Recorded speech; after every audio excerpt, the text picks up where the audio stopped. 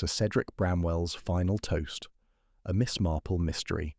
The autumn night had settled heavily over the quiet village of Merton under Wycliffe, a place where the loudest sound after dark was usually the creak of old timbers in the wind.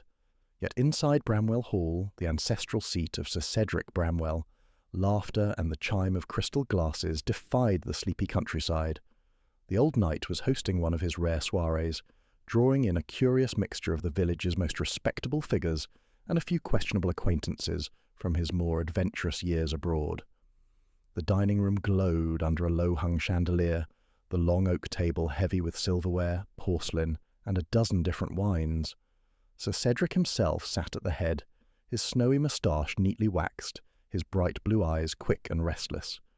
Beside him sat Lady Bramwell, pale and bird-like, who never once seemed to finish a sentence without glancing at her husband for approval. Across from them lounged Sir Cedric's nephew, Martin Bramwell, a broad-shouldered man in his 30s with a banker's stiff smile. Further down the table were Miss Clara Holt, the schoolmistress, whose sharp eyes missed nothing, Dr. Leonard Chisholm, the local physician, whose red hands betrayed a life more practical than genteel, and a stranger, an elegantly dressed man named Mr. Fontaine, whom Sir Cedric had introduced as an old friend from the continent.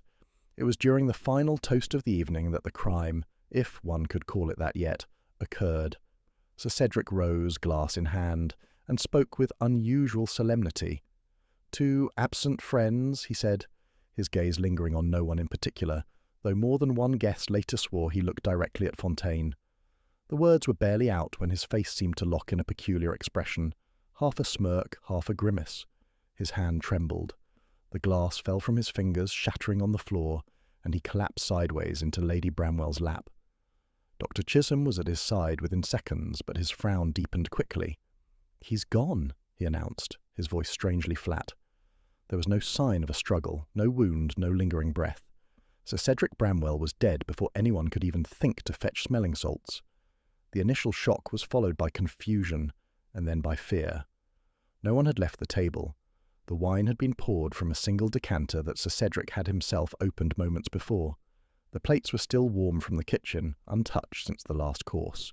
And yet, the most curious thing of all lay not on the table, but on the floor beside Sir Cedric's fallen chair, a small, intricately carved wooden knight, no more than 3 inches tall, with a chip missing from its helmet. No one claimed to have seen it before. Lady Bramwell stared at it as if it were a snake. Fontaine bent to pick it up, but Dr. Chisholm stopped him sharply, wrapping it instead in his handkerchief. "Poison," murmured Clara Holt. "It must have been poison." But the suggestion only raised more questions. If the wine had been poisoned, surely all would be ill.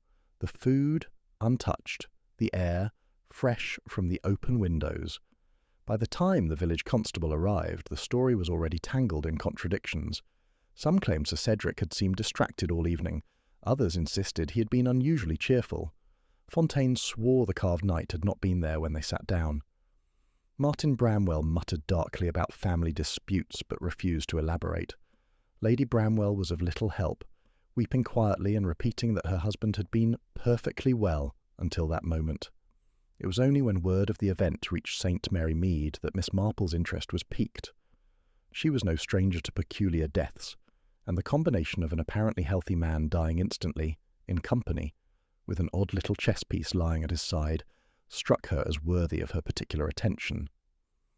That very evening, she took the bus to Merton under Wycliffe, arriving at Bramwell Hall just as the constable was making his final notes for the night.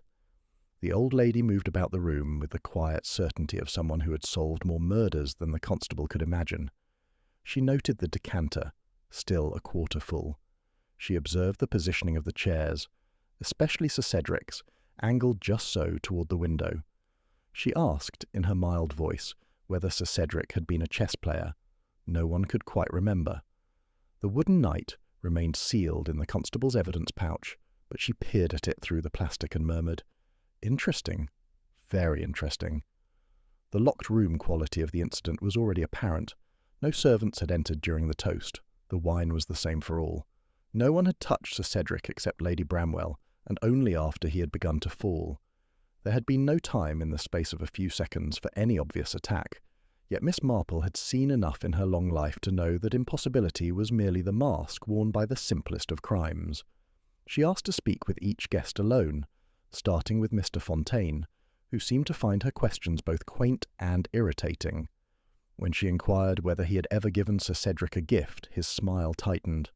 Martin Bramwell was no less cagey, insisting that his uncle's affairs were complicated and that outsiders would not understand. Before the night ended, Miss Marple stood once more by the fallen glass, the wine seeping into the grain of the oak floor. She could almost picture Sir Cedric in those final seconds, something catching his attention, something that prompted his odd toast, and then the sudden end. Her eyes drifted to the wooden knight, that strange, irrelevant thing, and she felt the first stirring of certainty that it was not irrelevant at all. The guests were sent home under a low mist, the house now unnervingly silent. In the flickering light of the hall's dying fire, Miss Marple sat with her knitting, her needles clicking softly as she turned over the facts in her mind. Somewhere between the chipped chess piece, the toast to absent friends, and the death that no one could explain, lay the truth, and she intended to find it before the week was out.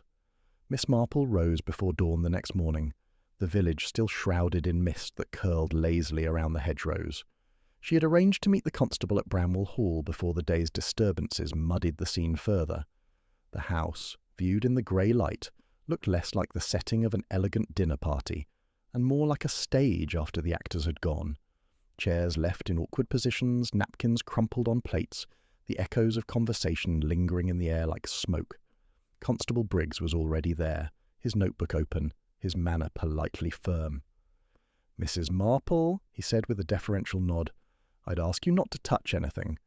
We've had the doctor confirm Sir Cedric's death was, well, sudden and not from any natural cause he could identify." He glanced down at his notes. "Most likely poison. Trouble is, we've no idea how it reached him, and only him." Miss Marple nodded sympathetically.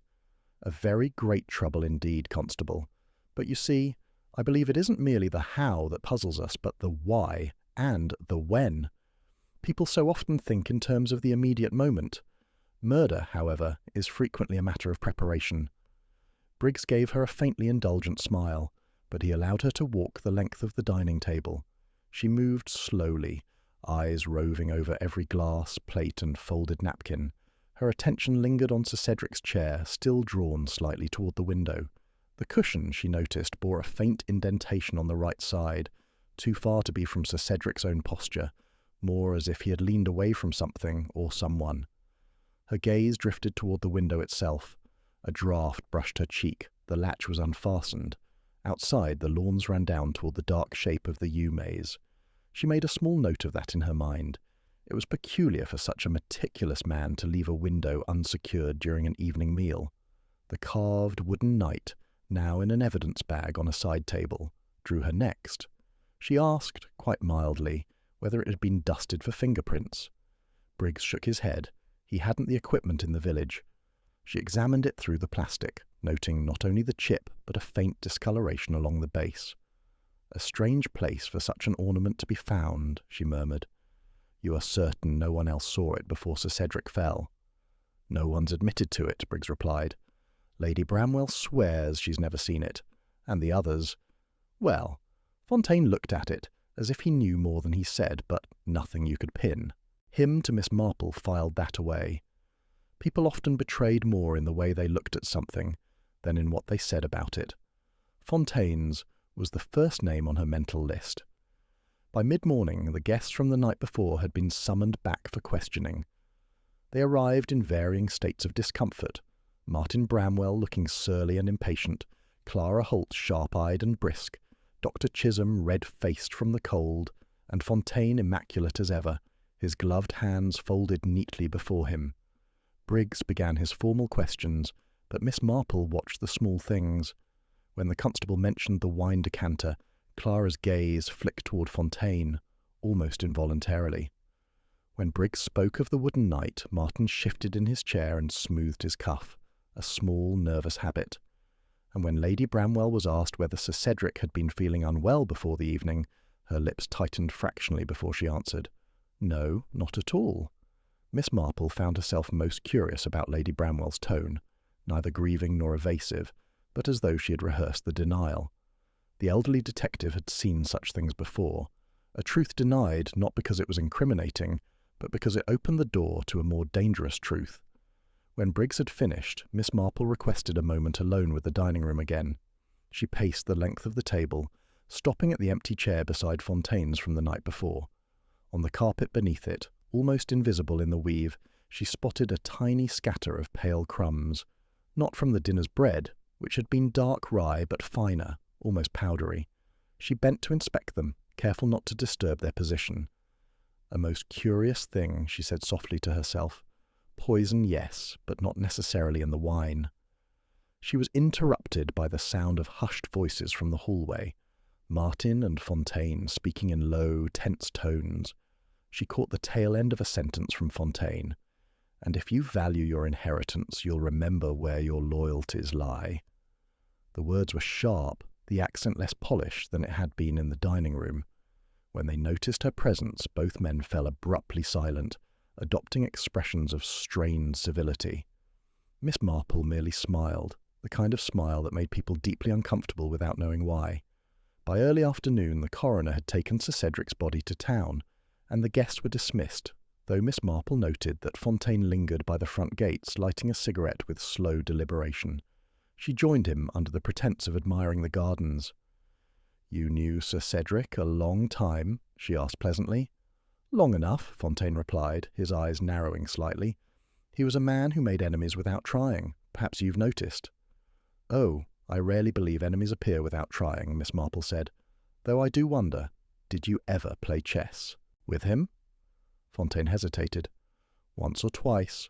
Why?" She looked at him mildly. "Because, Mr. Fontaine, I think the game was rather more important to him than anyone has admitted, and I suspect that little knight is telling us a story. If only we can learn to read it properly." As she walked back toward the house, she turned the conversation over in her mind. A chipped knight, an open window, a powdery residue under the wrong chair, and a toast to absent friends. Not proof, not yet, but the shape of the truth was beginning to emerge, as if she were seeing it through frosted glass. The problem was that the more she saw, the more she suspected that the killer was not only among them still, but already thinking of how to strike again. The following morning the fog lifted to reveal a cold, bright day over Merton under Wycliffe, but inside Bramwell Hall the air remained heavy, as though the walls themselves disapproved of what had occurred the night before. Constable Briggs had set up in the library, his notepad ready, determined to gather every detail while memories were still fresh. Miss Marple, knitting in hand, had asked to remain for the questioning, not officially, of course, but Briggs knew better than to deny her. She had a way of catching what others missed. Martin Bramwell was the first to be called in. He sat stiffly, the morning light drawing sharp lines across his face. Briggs asked him to recount the toast and the moments before it. "Everything was perfectly ordinary," Martin said, his voice clipped. "Uncle Cedric stood, made his toast, and then, well, you know the rest. He didn't seem unwell beforehand." Miss Marple's needles clicked quietly. "And you were seated how far from him, Mr. Bramwell?" "3 chairs down, on his left," Martin answered without hesitation. "Ah," Miss Marple murmured, "and on his right was Lady Bramwell, yes? So your view of him would have been partially obscured?" Martin frowned, considering. "Yes, I suppose so." The constable thanked him, but as Martin left, Miss Marple noted the faint flush on his neck. He had been confident, too confident, for someone recalling events obscured by another's presence. Confidence often meant rehearsal. Next came Clara Holt. The schoolmistress sat with her back straight, hands folded neatly in her lap.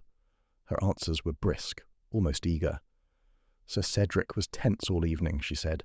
"I noticed him glance at Mr. Fontaine several times, in a way that suggested distrust, perhaps, and I believe that little wooden knight was meant for Fontaine, a warning of some kind."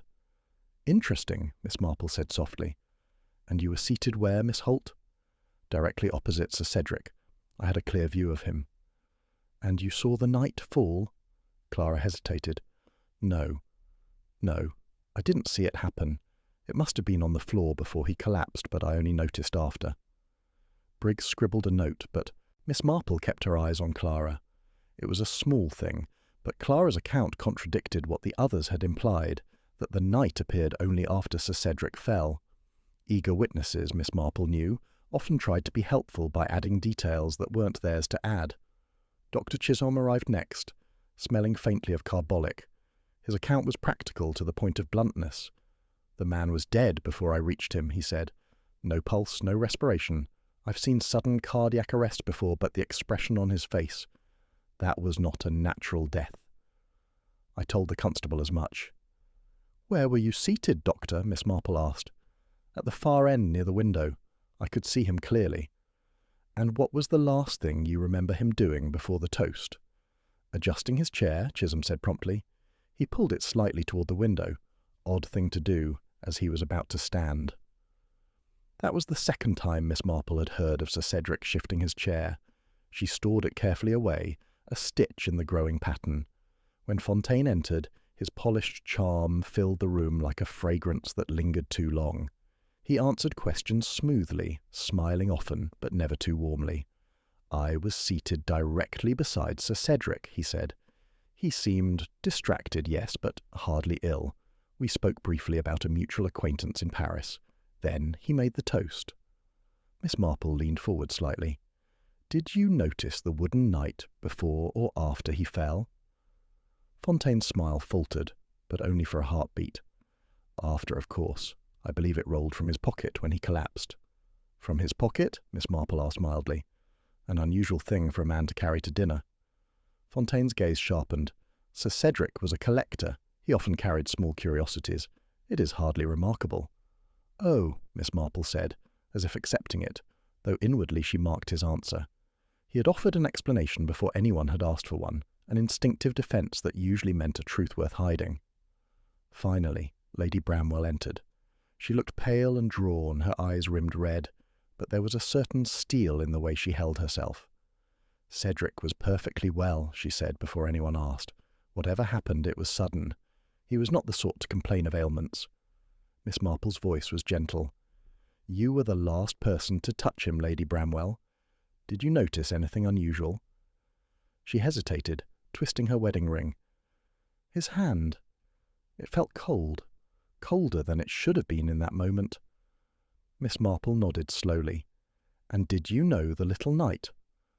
"No," Lady Bramwell said, but her eyes flickered downward, betraying something. "I've never seen it before." When she left, Briggs shut his notebook with a sigh. "They're all telling us something different. Half of them are probably lying, but I can't see which half." Miss Marple smiled faintly. "That is the trouble with lies, Constable. The falsehood is often in the smallest detail, and each liar tells a different one. Did you notice?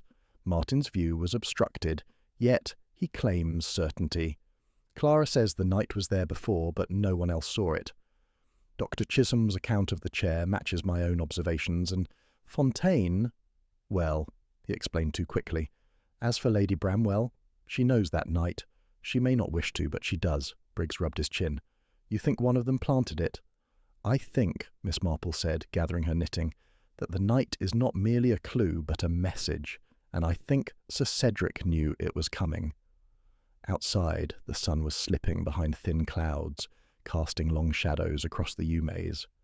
Somewhere among those clipped hedges, Miss Marple thought, might be the reason Sir Cedric had angled his chair toward the window, and perhaps the reason he had chosen that final curious toast to absent friends.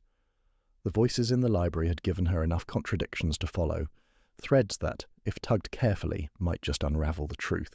But she also knew one thing beyond doubt. Someone among them feared what she might find next. By the afternoon, Miss Marple had taken to the small morning room at Bramwell Hall, the fire crackling softly in the grate. Outside, the mist had returned, curling about the hedges of the yew maze until it seemed a living thing. It was an apt reflection, she thought, for the tangle of motives she had been sifting through all day, each one clear enough when examined alone, yet impossible to fit neatly with the others. Constable Briggs sat opposite, looking weary. Every one of them had reason enough to dislike Sir Cedric, he said, thumbing through his notes. If only one of those reasons fit with the method, we might be getting somewhere. Miss Marple's knitting needles clicked softly. Ah, but human motives are rarely tidy, Constable. They overlap, like the hedges of that maze outside. What seems to block the path in one direction may open the way in another. She began with Martin Bramwell. Nephews, she knew, often found themselves impatient with uncles who controlled the family purse. Martin's banking position was comfortable enough, but Bramwell Hall and the surrounding estate were not his until Sir Cedric's will made it so. A man in a hurry could find such an arrangement intolerable. Martin, Briggs said, stood to gain the most financially. If there was a will, he's the primary beneficiary.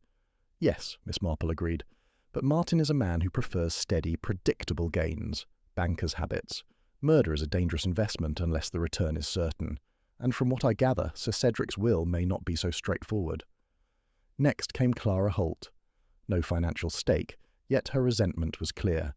Sir Cedric had been a trustee of the school board, and Clara had clashed with him publicly over the closure of the village reading room. Pride, Miss Marple knew, could fester as sharply as any monetary grievance. She disliked him, Briggs conceded, but enough to kill him. Seems unlikely, and she had no access to poison, unless she's hiding more than she lets on. Miss Marple's gaze drifted toward the window, to where the maze twisted in silent patterns. Never underestimate the damage a wounded sense of righteousness can cause, Constable. Those who believe themselves wronged often find justification where others see none. Dr. Chisholm's name was next in her mind. He was the only one in the room with certain knowledge of toxic substances and their effects. A village doctor was trusted implicitly, but trust could be the perfect cover. And yet, she recalled, he had been seated far from Sir Cedric and had gone to him at once, unless, of course, the method required no proximity at the final moment. Then we have Mr. Fontaine, Briggs said, flipping pages. Claims to be an old friend from abroad, but we've no proof of that. No one here's met him before. His accent, Miss Marple said softly, is not entirely French, though he would have us believe otherwise, and Sir Cedric's toast to absent friends may have been meant for him, or at him. There is something in Fontaine's manner, a man accustomed to being at ease among danger. Briggs frowned. And Lady Bramwell? Miss Marple paused in her knitting. The spouse is always a possibility. She would inherit the estate if Martin were somehow disqualified. Yet she shows no overt malice, only fear. That, Constable, can be just as dangerous. Fear can drive one to silence or to act before silence is broken by another. The problem, as Miss Marple saw it, was that each motive seemed self-contained, yet none explained the peculiar elements. The chipped wooden knight, the open window, the powdery residue beneath the wrong chair. Nor did any account for Sir Cedric's deliberate chair adjustment before the toast. In the late afternoon she took a solitary walk through the maze. The hedges were high and close, their damp scent rising in the chill air. She imagined Sir Cedric standing at his chair, gazing through the window toward this very place. What had he seen? Or perhaps, whom? The maze had a central clearing. She knew this from local gossip, and it would be visible from the dining room only if one angled a chair just so. Returning to the hall, she sought out Lady Bramwell under the pretext of company. "My dear," Miss Marple began gently, "was Sir Cedric in the habit of carrying small objects, trinkets, charms?" Lady Bramwell hesitated. "Only one. That night-piece. It was from an old chess set of his grandfather's, long since lost. I'd not seen it in years, until last night." Miss Marple kept her expression mild, though inside the pattern shifted slightly. "And how do you suppose it came to be chipped?" "I don't know," Lady Bramwell said quickly, too quickly.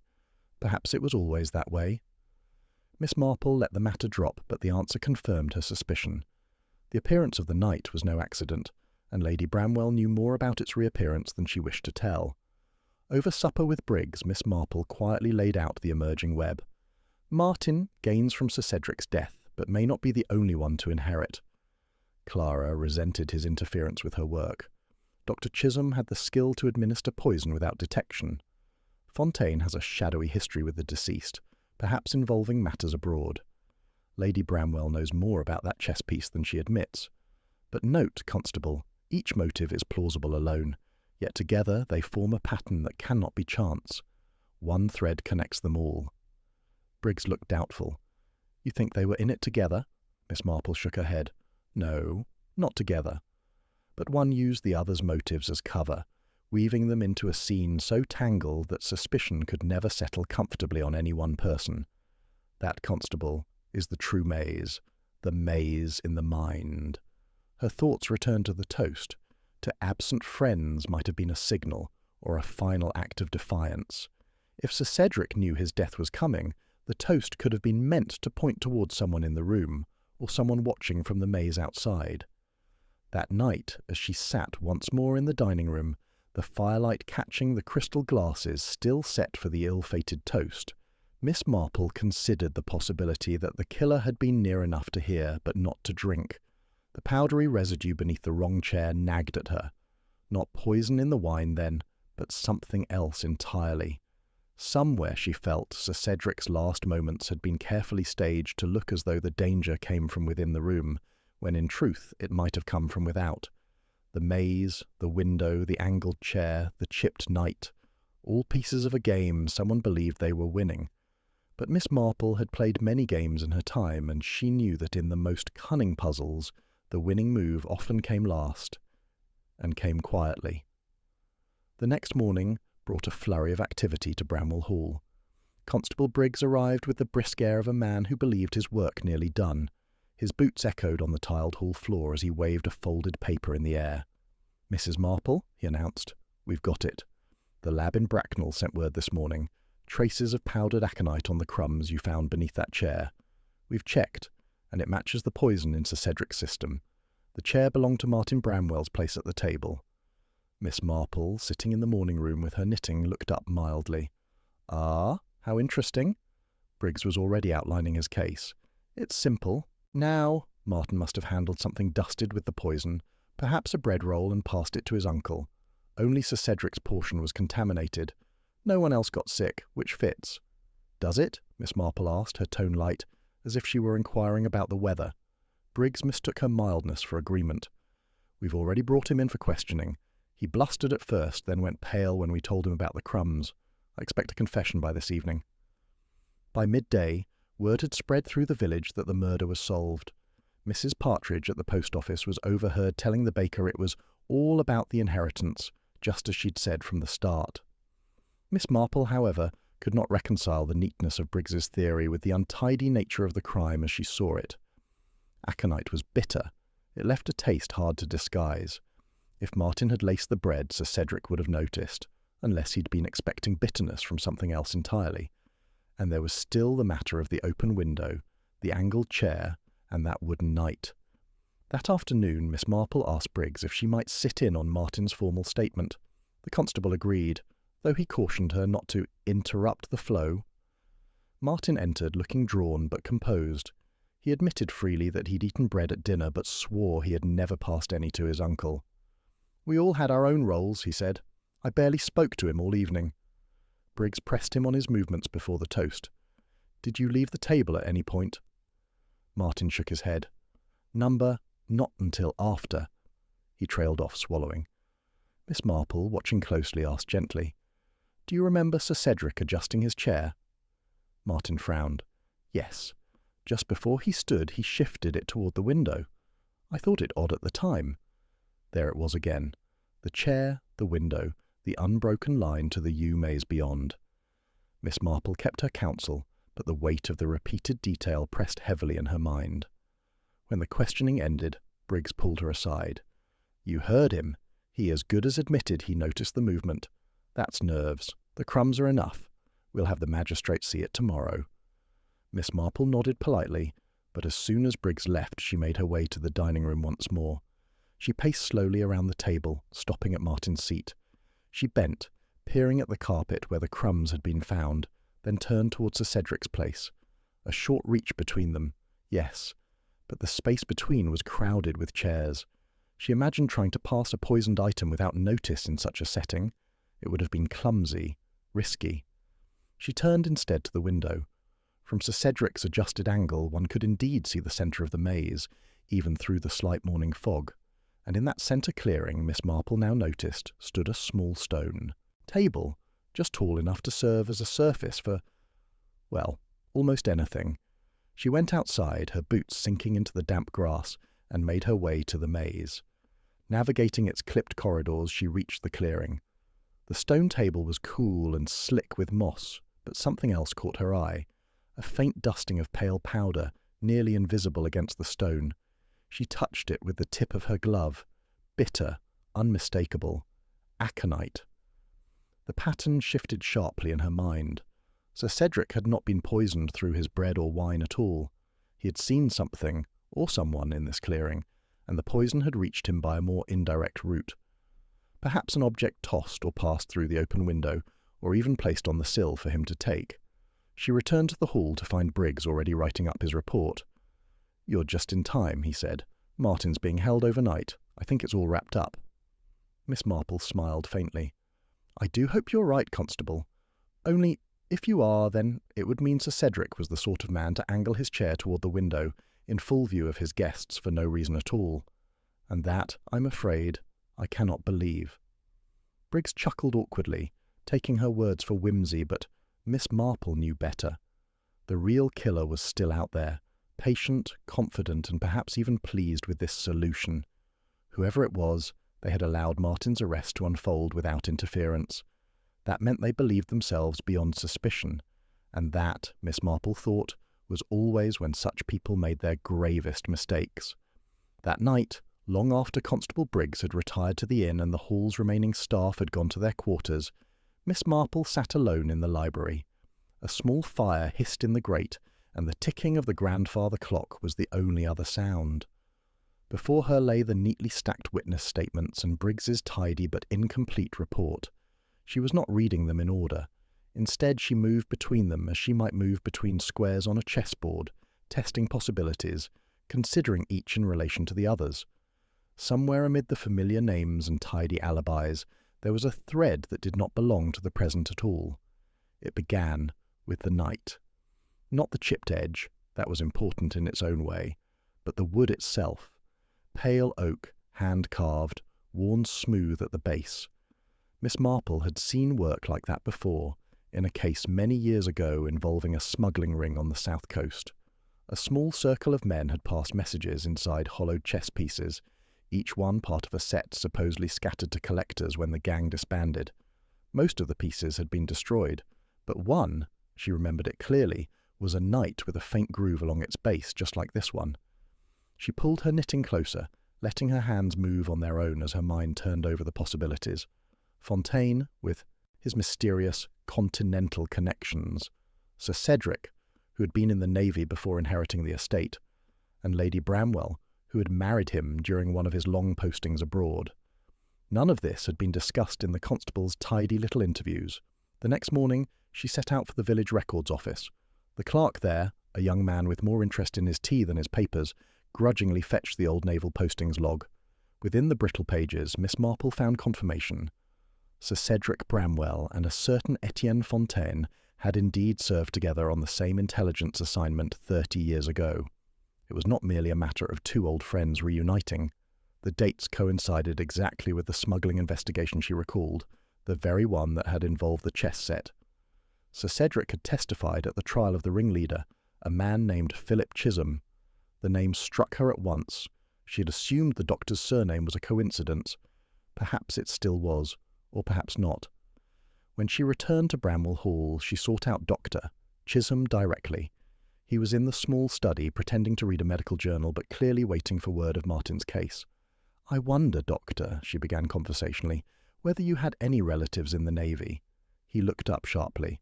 "My father. Why?" "Oh, just curiosity," Miss Marple said. "You see, I was reading about a court case years ago, smuggling as it happens, and I came across the name Chisholm. I thought perhaps you might be connected." He smiled tightly. "That was my uncle, black sheep of the family. He died in prison." Miss Marple's needles clicked once, twice. "How very unfortunate. And Sir Cedric knew him, I believe?" Dr. Chisholm's eyes flickered, just for a moment, but he said nothing. That was enough. Later that afternoon, she found Lady Bramwell in the morning room, staring out at the maze. "It was never about the estate, was it?" Miss Marple asked gently. Lady Bramwell started. "I beg your pardon?" "The wooden knight," Miss Marple continued. "It was a signal, an old one. Someone wanted Sir Cedric to remember a particular time, and perhaps to pay for it. You recognised it because you saw it years ago, during that business abroad." Lady Bramwell's composure faltered. I didn't want to dredge it up. That world is gone, Miss Marple." "Not for everyone," Miss Marple said. "For some, the past never stops asking for its due." By evening, the web was taking clearer shape. Fontaine and Sir Cedric had shared a dangerous past, one tied to the smuggling ring. Dr. Chisholm had a family grievance that could run deeper than anyone knew, and Clara Holt, though she seemed the least connected, had grown up in a port town infamous for its contraband trade. That was in her school records, something Miss Marple had quietly checked that morning. It struck her, then, that the crime could be less about killing for present gain, and more about settling an old score, the kind that festers for decades. Perhaps Sir Cedric's toast to absent friends had been meant to acknowledge that the past was finally catching up with him. But if that was true, there was still the question of method. The aconite on the stone table in the maze suggested that Sir Cedric had reached for something, perhaps a message or token, before returning to the table and collapsing. Someone had lured him to look that way, to adjust his chair, to open the window without anyone finding it suspicious.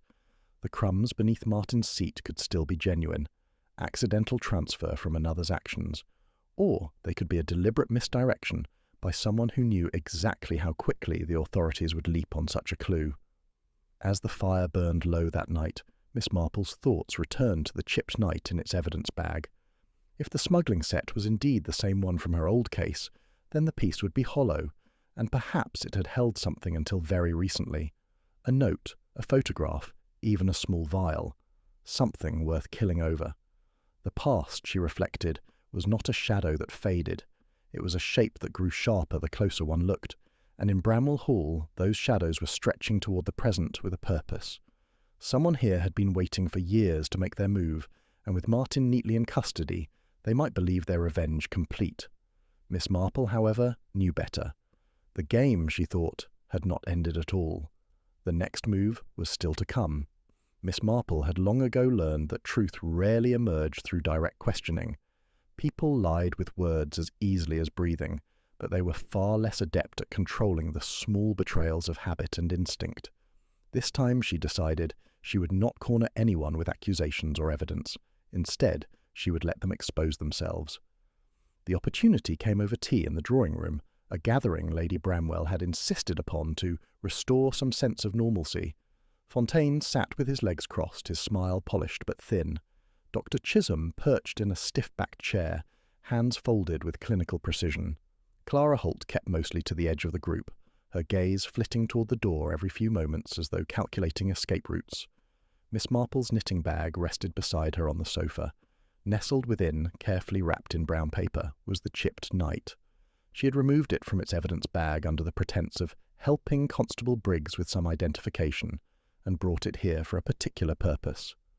"I found the most curious little carving the other day," she said mildly, unwrapping the paper and placing the knight on the low table. "An antique, I believe. Oak, hand-carved, and quite old. I do wonder whether any of you recognise it." She spoke as though she were showing a teacup or a photograph from a country fete. Nothing of importance, nothing worth caution. Fontaine's reaction was instant but fleeting, a tightening around the eyes, so slight most would miss it. He leaned forward just enough to see the piece, then leaned back again, a shrug rolling off his shoulders. "Pretty," he said. "I've seen 1,000 like it in market stalls." Chisholm merely glanced at it, but his fingers betrayed him. They drummed 3 quick beats on his knee before stilling. Clara, however, did something odd. She reached forward without hesitation and turned the piece over in her hands, as though weighing it, her eyes narrowing at the base. "You've cleaned it," she said quietly. Miss Marple smiled. "Just dusted, my dear. Why?" "No reason," Clara said too quickly, setting it back down and folding her arms. The room settled again, but Miss Marple's mind was moving briskly. Clara's familiarity was too unstudied to be accidental. She had handled the piece before, or one like it, without the surprise that should accompany a first encounter. She let the conversation drift to other matters, weather, travel, the village fete, before executing the second part of her plan. From her bag she withdrew a small envelope of folded paper slips. "A little game I like to play at gatherings," she said with a chuckle. "Each slip has a question. Nothing serious, just answer honestly. A harmless diversion, but it's surprising how much you learn about people." Lady Bramwell looked bemused, but she indulged the notion. Soon the slips were being passed around. Most questions were indeed trivial. Your favourite season? Tea or coffee? But one in particular had been chosen with precision. What is the most valuable thing you have ever held in your hands? Fontaine drew the question and read it aloud with mock drama. "Ah, madam, you wish to know my secrets. A diamond, perhaps, or the hand of a duchess?" He laughed, but his glance slid briefly toward the knight on the table before he answered. "A signed treaty, years ago."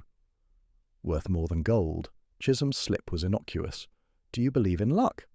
And he answered with a dismissive, "No, I believe in preparation." Clara, however, drew the question Miss Marple had been waiting for. "Have you ever held something that could ruin someone's life?"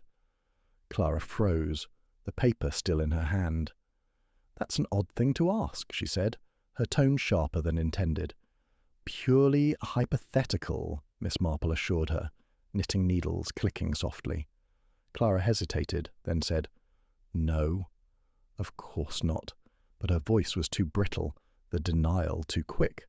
She placed the slip down and glanced again, briefly, almost involuntarily, at the knight. It was enough.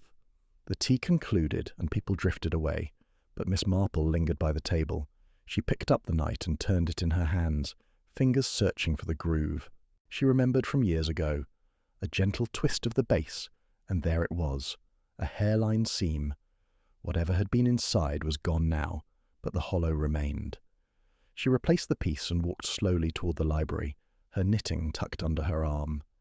Clara's reactions had confirmed more than she realized. Not only had she handled the piece before, she understood its purpose, and if she had removed whatever was hidden within, then she was far more entangled in this business than her timid posture suggested. Still, Miss Marple kept her conclusions to herself. A direct confrontation would only drive Clara deeper into whatever lies she had prepared. Better to let her think the moment had passed, that her reaction had gone unnoticed.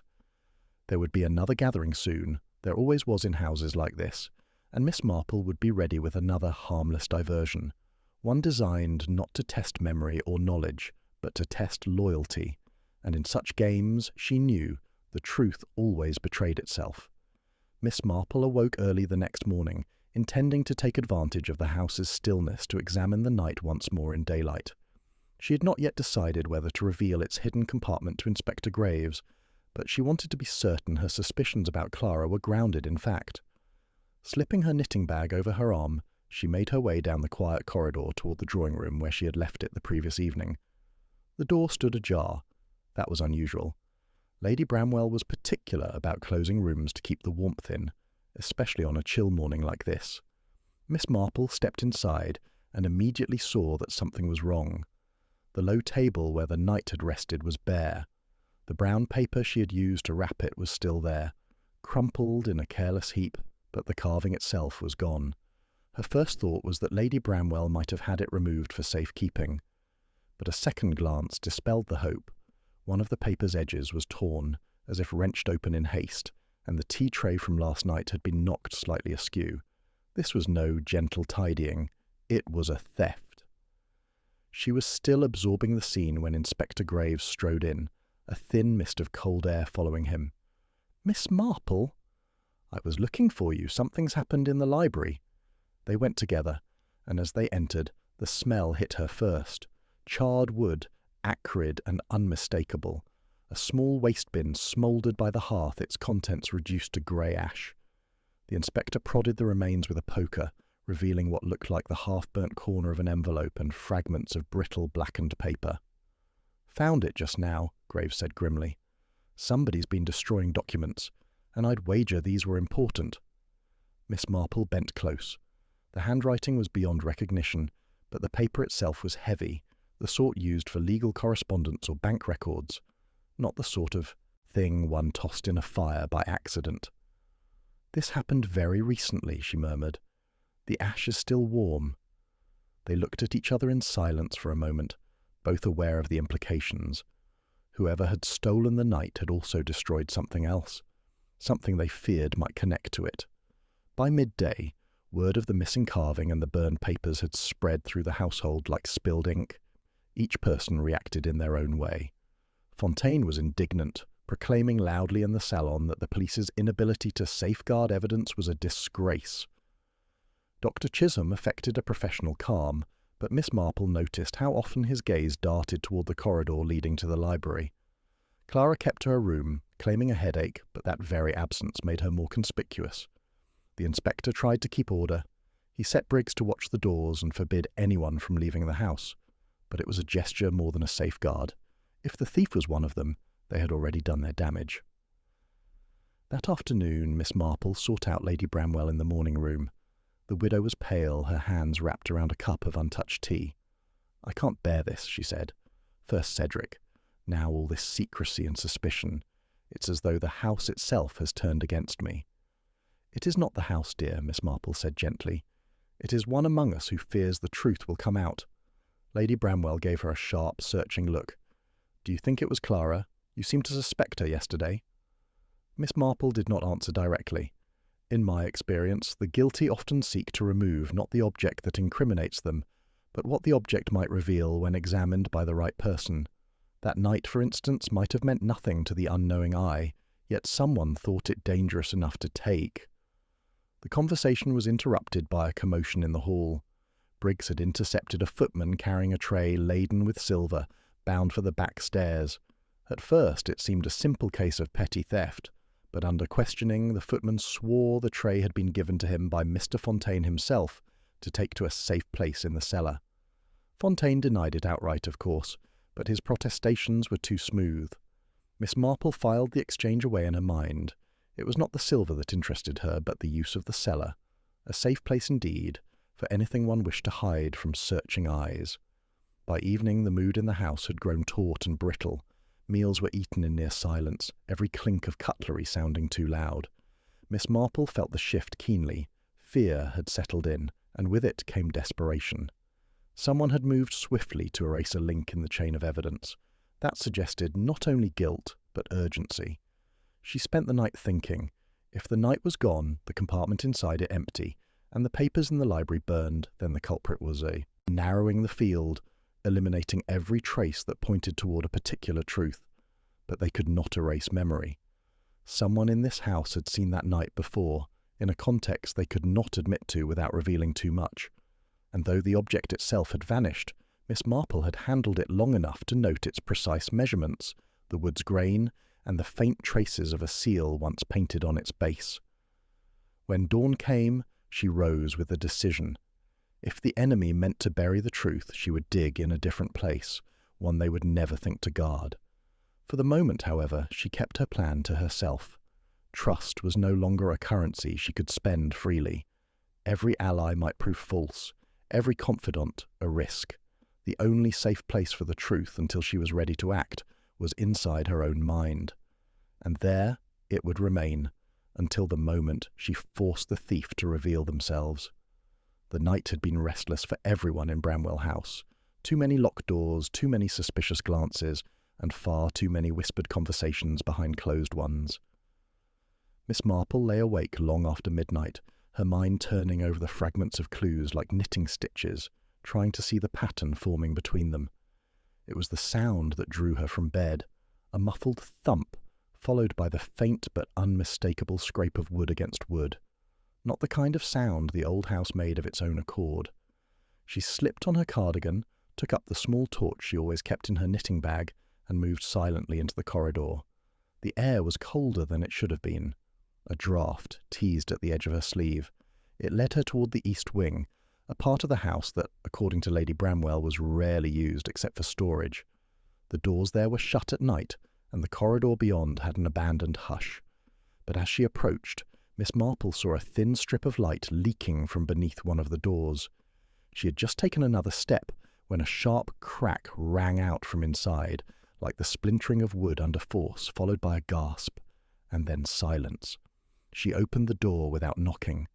Inside, the cold was more pronounced, rolling in through a window flung wide to the night, and there, in the middle of the room, was Inspector Graves, sprawled on the floor, a dark smear spreading beneath him.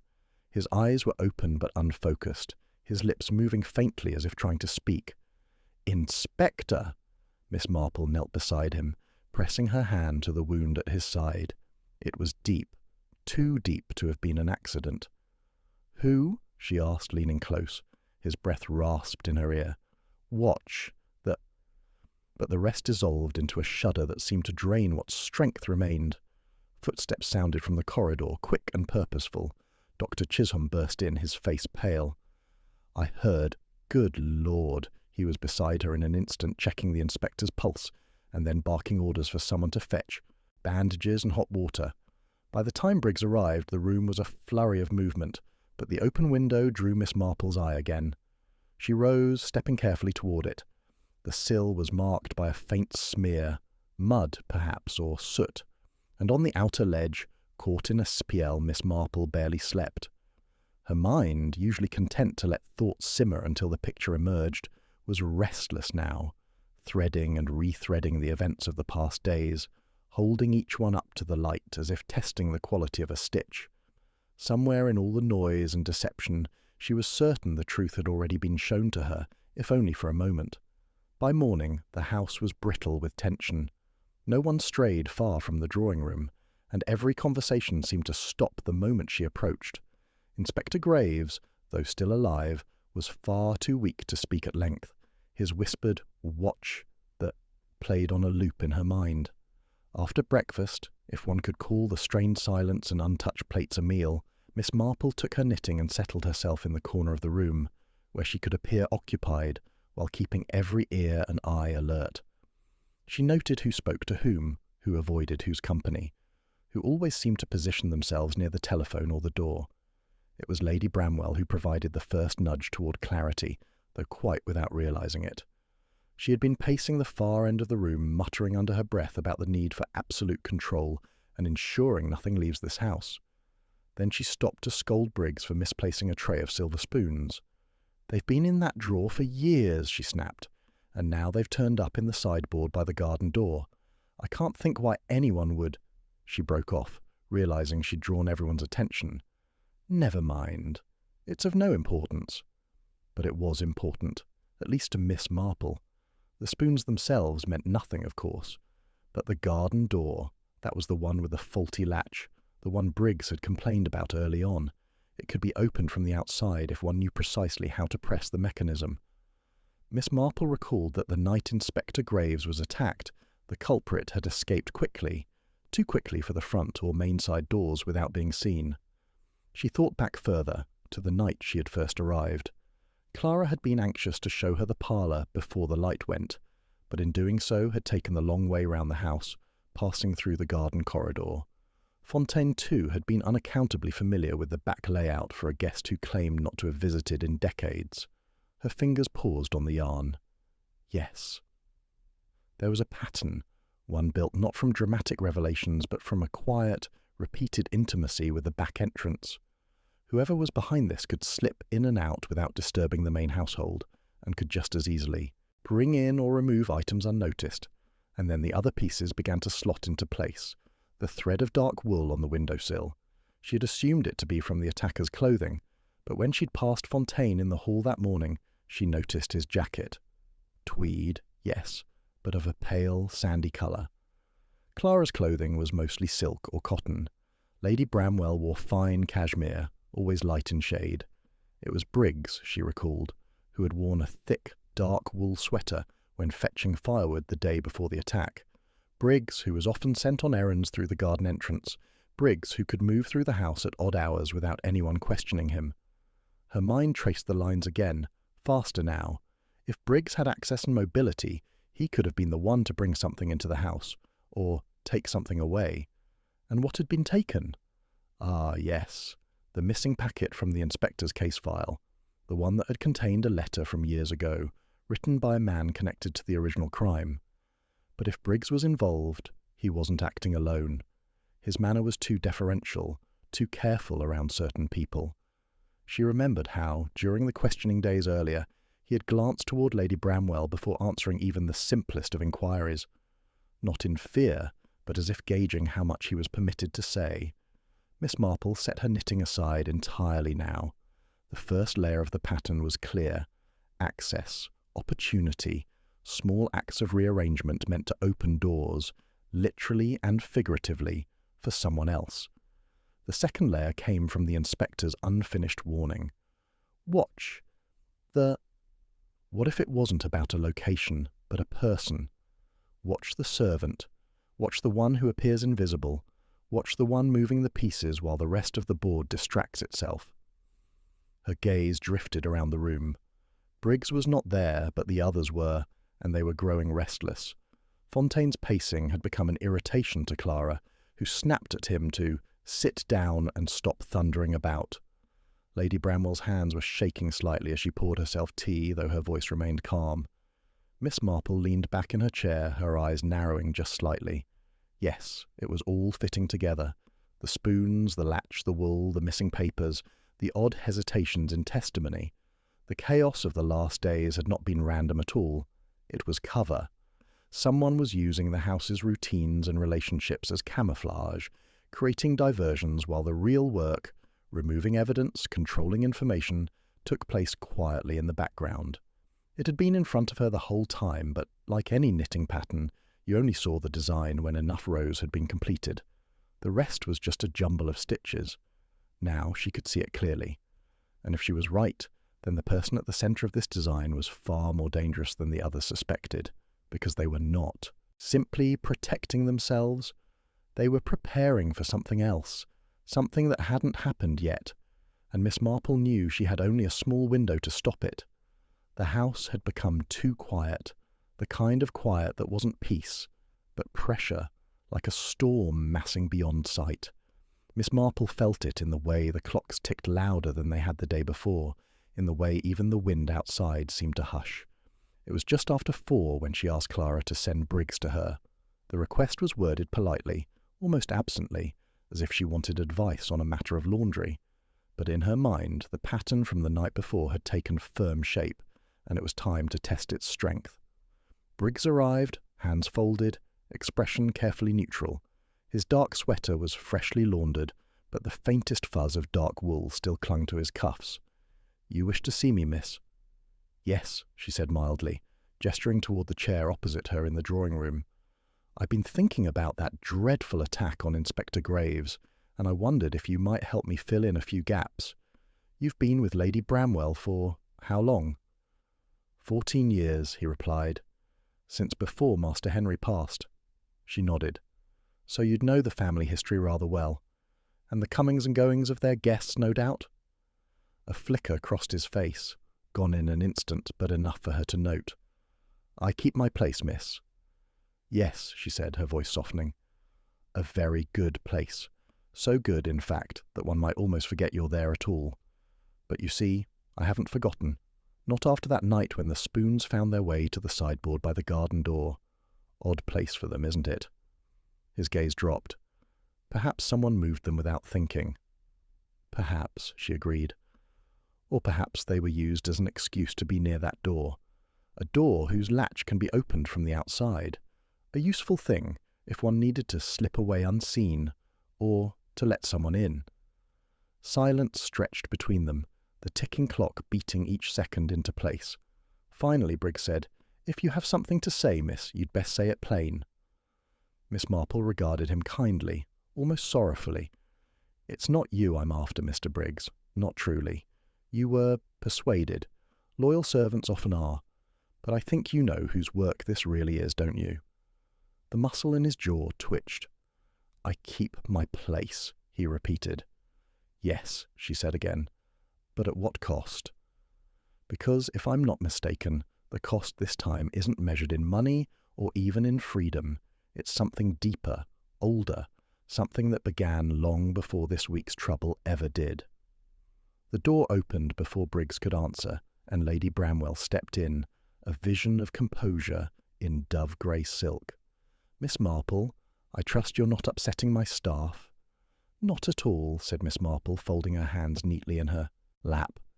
"We were merely discussing loyalty, such a rare commodity these days." Lady Bramwell's smile was cool. "And yet it can be overvalued, can it not?" Miss Marple studied her for a moment, then said, "I wonder, Lady Bramwell, do you remember the year 1921? There was a scandal, wasn't there? A certain young man, an associate of your late husband, accused of embezzlement. I believe he took his own life before the case could come to trial." For the first time, Lady Bramwell's colour changed. "I hardly see the relevance." "Oh, but it is relevant," Miss Marple said gently. "You see, that young man was the elder brother of Inspector Graves. The letter missing from his case file, stolen, I suspect, through Mr. Briggs here, was written by your husband, exonerating the young man entirely. But it was never sent. Your husband feared the ruin it might bring to the family business, if the truth came out, that the real culprit was not the young man at all, but his own partner. That partner being, if I'm not mistaken, your own father." The silence was a living thing now, filling every corner of the room. Briggs looked down at his hands. Lady Bramwell stood perfectly still. "That's why Inspector Graves came here," Miss Marple continued. "Not simply because of the present crime, but because he'd uncovered the link between the theft in his youth and the matter at hand. And that's why you moved so quickly to control the flow of information, to keep everyone contained, to destroy that letter before it could be read. This was never about protecting yourself from suspicion over the current crime. It was about bearing a truth that has haunted your family for over 2 decades. Lady Bramwell's voice, when it came, was sharp and low. "You speak as if the past were not a living wound. Do you think I could allow such a thing to surface? My father's name, my husband's legacy, it would have been dragged through the mud. And for what? For a man long dead, who, whatever his innocence, cannot be restored." Miss Marple's eyes softened. "For justice, Lady Bramwell. Not the sort that serves the living, but the sort owed to the dead." Lady Bramwell's gaze flicked to Briggs, and in that glance Miss Marple read the whole of it. The silent bargains, the unspoken threats, the years of service given in exchange for protection, perhaps even for gratitude. "You were willing to go to extremes," Miss Marple said quietly. "The attack on Inspector Graves was meant to frighten him into leaving. The theft of evidence was to make the trail go cold. Every step, not to protect your life, but to protect your family's reputation. That is your motive. Not greed, not revenge, not even fear for yourself, but fear for the name you carry." Lady Bramwell's chin lifted.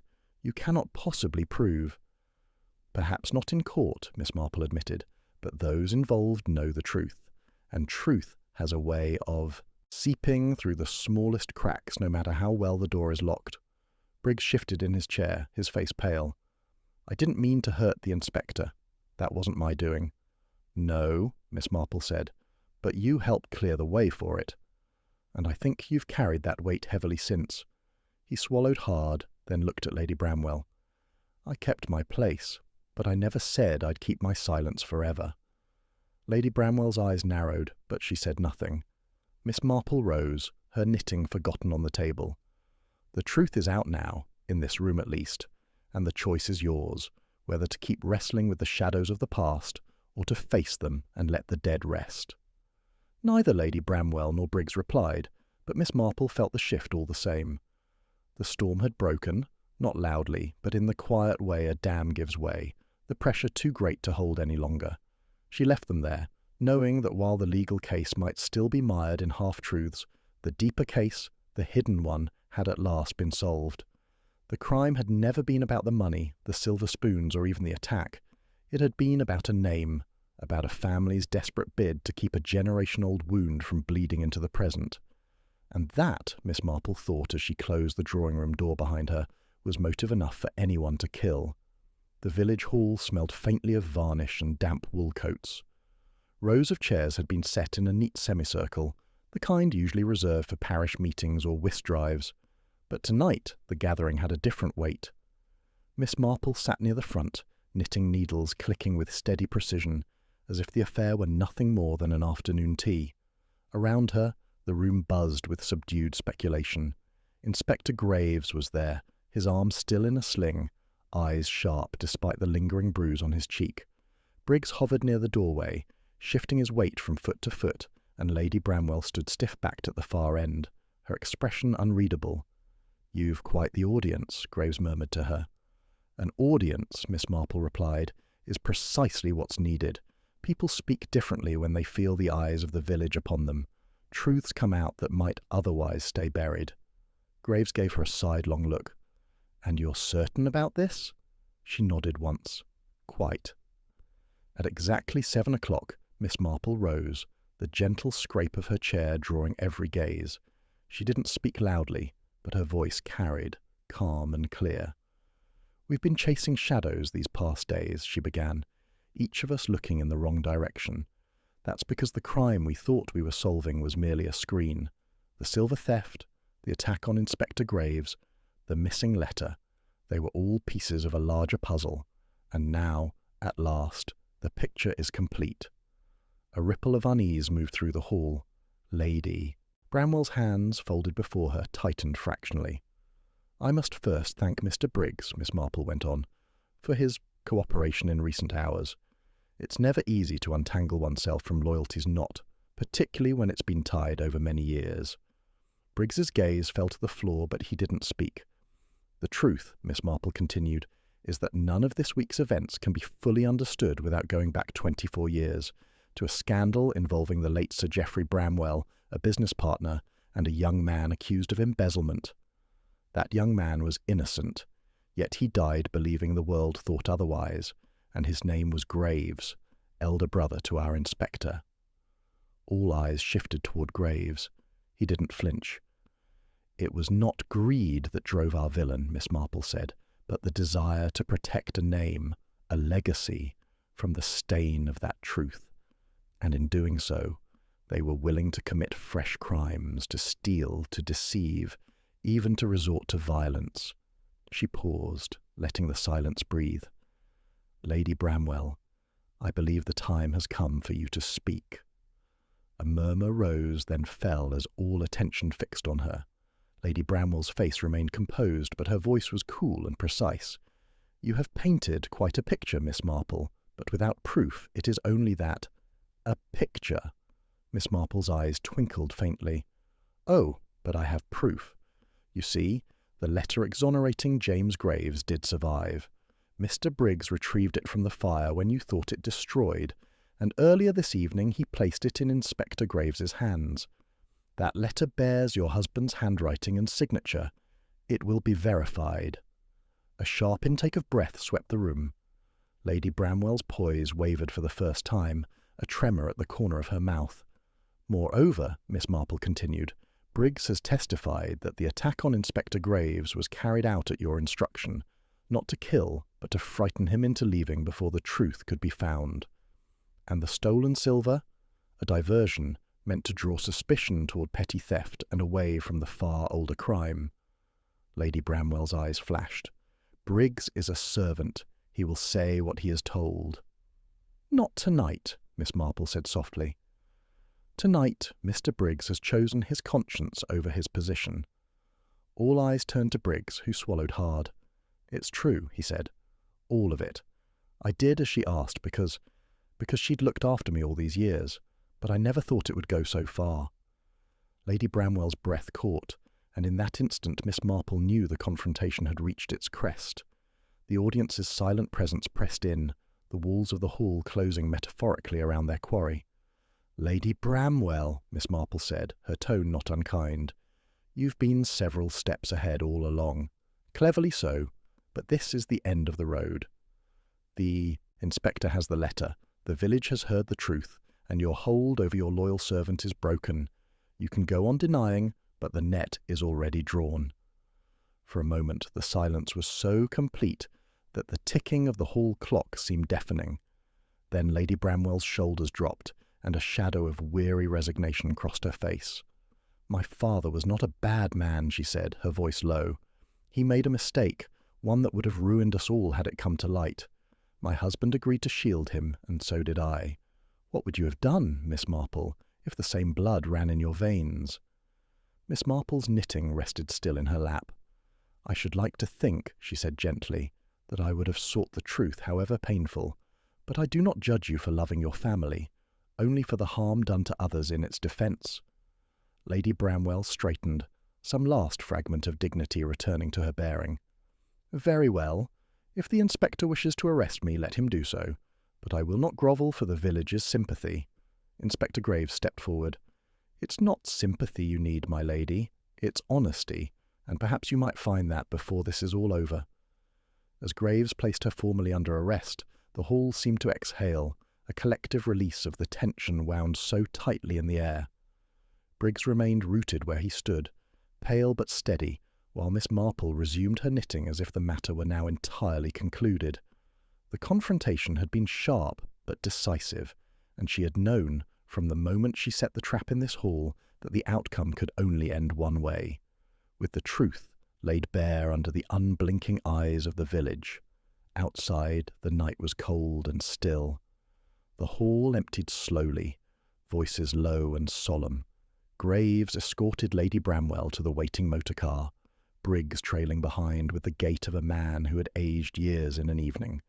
Miss Marple lingered at the door, watching the tail lights vanish into the darkness. Then she pulled her shawl closer about her shoulders and set off toward home, the last threads of the case neatly tied. The pieces had been in place for days. It had only been a matter of knowing when to pull them together and when to let the villain's own weight close the trap. And that, she thought with a faint smile, was the difference between a chase and a catch. The following morning broke pale and grey, the kind of light that makes the world look half-finished. Miss Marple sat by her kitchen window, teacup in hand, the Times folded neatly beside her. The events of the previous night had settled in her mind like the last stitch in a long row, tidy, complete, or so she thought. At precisely 8:30, there came a brisk knock at the door. She opened it to find Inspector Graves, still in yesterday's suit, the creases sharper than his expression. "We've a problem," he said without preamble. Miss Marple gestured him inside. "Tea?" He shook his head. "This can't wait. Lady Bramwell's in custody, but the letter, the one Briggs gave me, is gone." Her knitting needles paused in mid-air. "Gone?" "Taken from the station sometime after midnight. Lock wasn't forced. Someone had the key." Miss Marple considered this. "Then your culprit knew exactly where it was kept, and precisely when to take it." Graves's jaw tightened. "And that's not all. We've had word from the bank, Sir Geoffrey's old accounts. There's been recent activity in one of them, large withdrawals, weeks before the silver went missing." Her brows lifted a fraction, which Lady Bramwell could not have done, given her limited access to the accounts since her husband's passing. "Exactly." Miss Marple set her knitting aside. The air in the little kitchen seemed to grow colder. "I see. And whom do you suspect, Inspector?" Graves hesitated, then said, "Briggs." The name hung in the air like smoke. Miss Marple shook her head gently. "No, Inspector. Not Briggs. He is a man easily swayed, yes, but last night he stepped into a spotlight that terrified him. He would not risk that again." "Then who?" "Who indeed," she murmured, rising to fetch her shawl. "I think we should pay a call." They found Briggs in the servants' quarters of Bramwell House, packing a battered suitcase. He looked up, startled, when they entered. "I've not run off," he said quickly. "I've been told to leave. Lady Bramwell's nephew. He came this morning, said I was finished here." "Her nephew?" Graves repeated. "I didn't know she had one." "Master Lionel," Briggs said. "Lives in London. Only comes down when there's something in it for him." Miss Marple's eyes sharpened. Would this be the same Master Lionel who inherited the controlling interest in the family's overseas holdings? Briggs nodded. "Aye, and he's got a temper on him." By midday, Lionel Bramwell was seated in the smoking room, a cigarette burning low between his fingers, posture too casual to be sincere. "This is absurd," he said, when Graves explained the missing letter. "I've only just arrived. Why on earth would I care about some scrap of paper from decades ago?" Miss Marple's gaze remained steady on him. "Because, Mr. Bramwell, that scrap of paper exonerated a man your father allowed to be ruined, and if it came to light, it would raise certain questions about the source of the money that set you up so comfortably in your investments." Lionel's eyes flickered. Just once, but enough. "You think I'd steal it to protect my father's reputation?" "No," Miss Marple said softly. "I think you'd steal it to protect your own, because unlike Lady Bramwell, who acted out of misguided loyalty, your interest is purely financial. The withdrawals from the dormant account, the sale of assets, quietly folded into your ventures. It paints a rather clear picture." Graves stepped forward. "Where is the letter?" Lionel's smile was thin. "If I had it, you'd never see it again. But I don't, and you can't prove otherwise." Miss Marple regarded him for a moment, then reached into her knitting bag. From it she withdrew an envelope, yellowed with age, the seal broken. "Looking for this?" she asked mildly. Lionel's mask slipped, eyes widening before he could stop himself. You had it all along?" "Not quite. I retrieved it from its hiding place early this morning," Miss Marple said. "You see, I never entirely trusted that it would be safe in the station. When Mr. Briggs handed it to the inspector, I asked him to make a copy, one for the police, one for me. And when the letter vanished last night, well, it wasn't the original you took, was it, Mr. Bramwell?" The colour drained from his face. "Unfortunately for you," she went on, "the copy was quite enough to confirm its authenticity, and the original, now in my possession, will remain so until it's properly lodged where no one can reach it." Graves moved to arrest him, but Lionel sank into the chair, a bitter laugh escaping. "So, the old woman outplayed me." "Not outplayed," Miss Marple corrected gently. "Merely outweighted." By the time the matter was settled, Lionel charged not only with theft, but with the financial manipulations uncovered in the bank records. The village air felt lighter, as though a long storm had passed. Lady Bramwell's role remained grave, but the true scope of the deception had been revealed. That evening, Graves stood at Miss Marple's gate, hat in hand. "I don't know how you saw it, Miss Marple. I was ready to close the book after last night." She smiled faintly. "Villains rarely act alone, Inspector, and when they do, the ripples they cause tend to touch more than one shore. Always follow the ripples." As Graves walked away, Miss Marple returned to her armchair, knitting once more in her lap. The case had twisted twice before coming to rest, and she knew well enough that peace in St. Mary Mead was never permanent. But for tonight, at least, the last stitch was in place. The trial was swift, too swift for Miss Marple's liking. Lionel Bramwell, pressed on every side by bank records, witness accounts, and the damning recovery of the original letter, had finally abandoned his smugness in favour of a lawyer's counsel. Lady Bramwell, though implicated in concealing the truth, was spared the worst by her age and ill health. The court called her actions misguided loyalty rather than malice.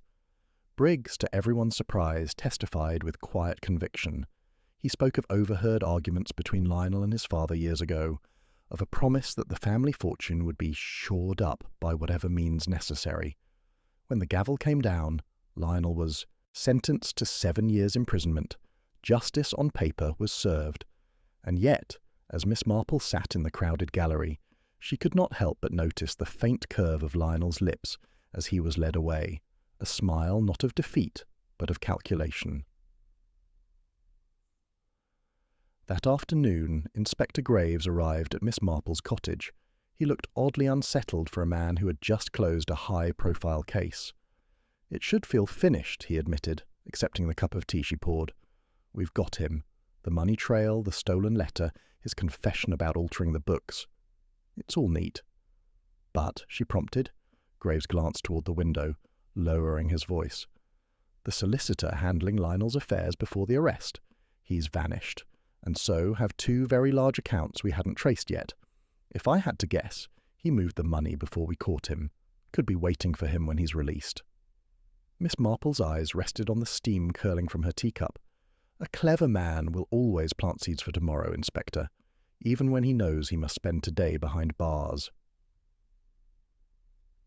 That evening, over dinner with her friend Mrs. Bantry, Miss Marple found herself recounting the little pieces of the puzzle, the ones that everyone else had either overlooked or dismissed. The first thing, she began, was Lionel's absence in the early days after the silver was taken.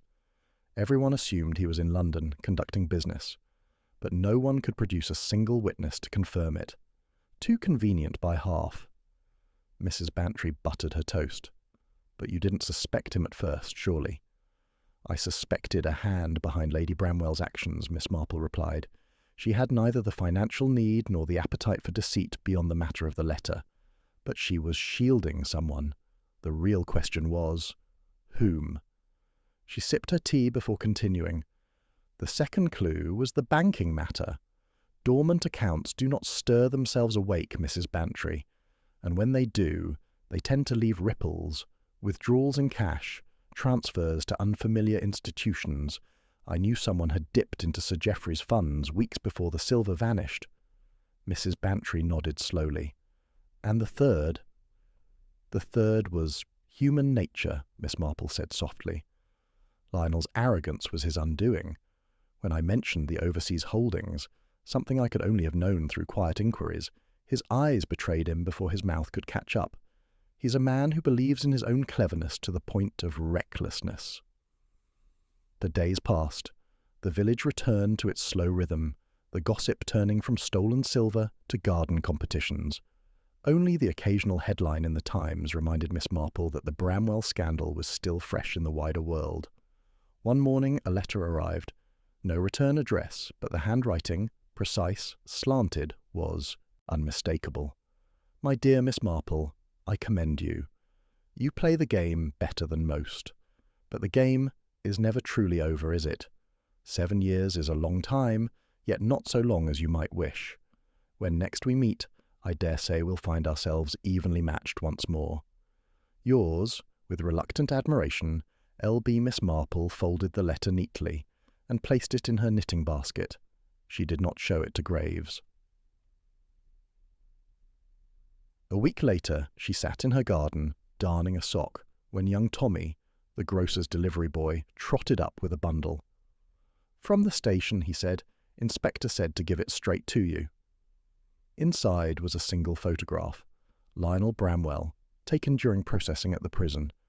But it wasn't the photograph that caught her attention, it was the date on the back, 2 days old. She turned it over again, studying his expression, the same faint smile. She set the photograph beside her tea.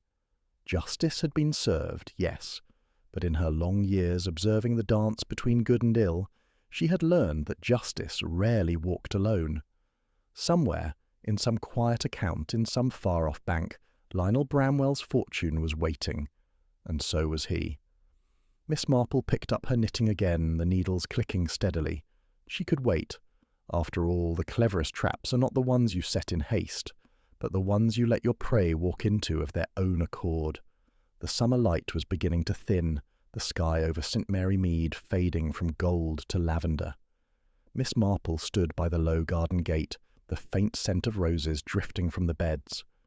Across the lane, Mrs. Bantry's curtains twitched, just enough for a curious eye to confirm that the detective was home and untroubled. It had been 3 weeks since Lionel Bramwell's sentencing, and the village had already moved on to other scandals. A spat between the vicar's wife and the new organist over the hymn schedule now occupied the more vocal parishioners.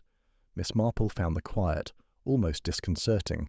She closed the gate behind her, basket in hand, and began the short walk to the post office. It was on the corner by the green, a place where gossip accumulated as naturally as dust on a shelf. She intended only to send a thank-you letter to a cousin in Bath, yet the moment she stepped inside, she sensed something was amiss.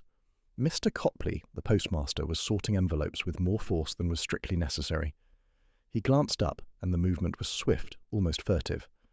"Morning, Miss Marple. Bit of post for you. Came by registered courier. Foreign stamp, see?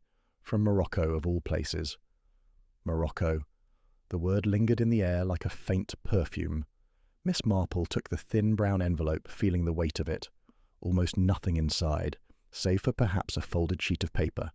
Outside, she paused on the green, sunlight spilling across the grass. The wax seal, red, unfamiliar, had been pressed with a design she couldn't immediately place. A coiled serpent around a key. She broke it carefully. Inside was a single slip of paper. No salutation, no signature. Just 6 words, written in a deliberate, almost calligraphic hand. "You missed one, didn't you?" She read the words twice, then a third time. At first glance, it could be the work of a mischievous villager or a prankster with too much time and not enough sense. But the paper was fine quality, watermarked, and the ink was rich and dark, the sort used by expensive fountain pens. Whoever had sent this was not in the habit of playing games cheaply. It could be connected to the Bramwell affair. Lionel had hinted, both in court and in his unnerving letter, that the game was not over. But Lionel was in prison, unless, of course, he had friends. Miss Marple slipped the note back into its envelope and tucked it into her basket. The walk home felt longer than before, every passer-by suddenly worth a second glance. That evening she took the letter from its envelope again and set it beside the earlier note from Lionel. Her eyes moved between them, tracing the curves and slants. The handwriting was not identical, but there was a kinship in style, as if both hands had been schooled by the same master. She fetched her magnifying glass. The serpent and key seal, when examined closely, revealed tiny dots along the serpent's body, like the dashes of Morse code. She jotted them down, translating letter by letter. The message spelled a name: T. Armitage. Armitage. The name tickled the edges of memory. It wasn't from the Bramwell household, nor had it appeared in Graves' reports, but she had heard it somewhere, long ago, in connection with a theft so audacious it had made headlines in 3 countries. The next morning, Miss Marple paid a visit to Inspector Graves at the station. "You ever come across the name T. Armitage?" she asked casually. Graves looked up from his paperwork, his brow furrowing. "Armitage? Yes, I have. International file. Jewel thefts mostly, but also documents. Things you can't exactly put in a shop window. We've never been able to pin him down. Clever as the devil and twice as slippery." Miss Marple nodded slowly. "And would you say he is the sort of man who cultivates acquaintances in all levels of society?" "Absolutely. He's got a knack for finding people with something to lose and making sure they owe him." She left the station with the distinct feeling that Lionel Bramwell's web had been larger than anyone suspected. That afternoon, while pruning her roses, she found herself turning the question over and over. What did I miss? The case had felt complete. Every piece fitted neatly into place, and yet the note was right in its implication. There was still a thread unpulled, a detail left unresolved. Then she remembered. During her interview with Lady Bramwell, the old woman had let slip a peculiar comment. It wasn't always Lionel's burden to bear. There were arrangements. At the time, Miss Marple had assumed she was speaking of the will, or of some family understanding. But now, she wondered, arrangements with whom? And why, if Lionel was the one on trial, had certain family ledgers gone entirely unexamined? That night, Miss Marple placed both letters, the one from Lionel and the one from Morocco, into a small tin box. She locked it, slid it beneath the false bottom of her sewing basket, and returned to her knitting. Outside, the wind shifted, rattling the ivy along her cottage wall. The world believed the Bramwell case was closed, the villain neatly tucked away. But Miss Marple knew better. A case was only truly finished when every question had been answered, and she had just been given a new one. She smiled faintly, her needles clicking in the lamplight. Somewhere, perhaps in Morocco, perhaps closer than anyone guessed, T. Armitage was waiting, and when he made his move, she would be ready. Because in her long experience, a mystery never ends. It only changes shape,